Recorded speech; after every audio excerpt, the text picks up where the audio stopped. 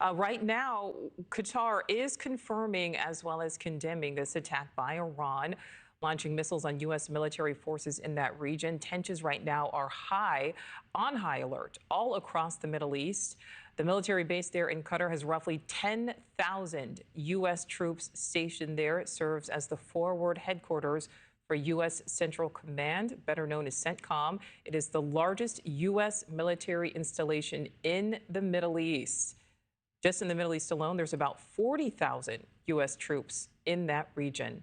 All right, let's get out now. Let's get back to senior national correspondent Brian Entin, who just arrived in Doha. He joins us live now.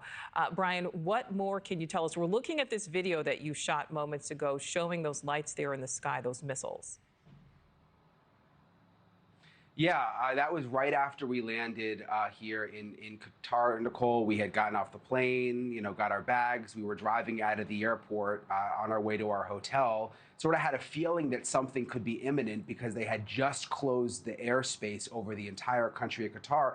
And we were just driving and started to hear like bangs, like just bangs in the car. And I said to my photographer, Luis, what do you think that is? Do you think that could be the attack that was possibly going to happen? And then and I don't know. We were on the highway. We pulled over. We got out. Other people started pulling over their cars too. We looked up into the sky over Doha, and this video is what I shot. And that was the best I could do in the moment. It was so dark, but you can see there were just these little flashes of light, many of them flying away from the United States military base here, which we now know were missile defense systems that were launching in the directions of Iran. But again, they were going right over downtown Doha. So it was really something to see right over the skyline.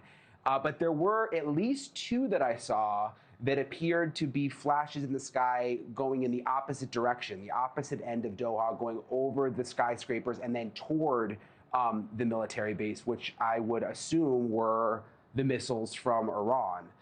The latest we're hearing here in Qatar from the government of Qatar is that their missile defense systems were able to successfully stop all of these missiles that were headed for the U.S. base here. So I mean, it's all happening very, very quickly. So we can't say for sure, but it appears that that the worst didn't happen at the base. That there maybe was not a missile with a direct hit. I saw some getting very, very close, though. Again, those two that I saw headed in the opposite direction from all of the ones leaving the base. But I'm just looking behind me now, Nichole. The base is about 20 miles behind me. It's relatively quiet right now. There were never any sirens that went off here in Doha that I heard. And again, it was just kind of bizarre because if you've been to Doha, I mean, this is an international destination. You've got people from all over the world. It's now, what time is it here? It's 8:30 at night. People, when we pulled over, I mean, people were out partying on the side of the streets. They were out just walking around with friends, and everybody just sort of stopped and couldn't believe what was happening in that moment, that you had these missiles flying right over the city, Nichole. Yeah, and Brian, that missile defense system activated there over Qatar. I mean, it's something that we have seen time and time again over Israel with its Iron Dome. You talked about, we know that Doha is very much an international city, very much a destination city. People surprised, as you said, to see what was happening there. Was there a sense of anxiety, of fear, or disbelief? What is the feeling there? I think there was honestly confusion among everyone because you saw initially the flashes of light coming from the U.S. base. So it took a second to sort of calculate in your mind, okay, this is missile defense happening. This is coming from the opposite direction of Iran. And people were just sort of trying to figure out, well, wait, what is happening? Why are these flashing lights flying over the city?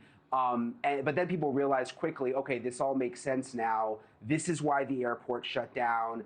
They closed the airspace down just a couple of hours earlier. Clearly, there was some kind of indication that the government here had that this was going to happen.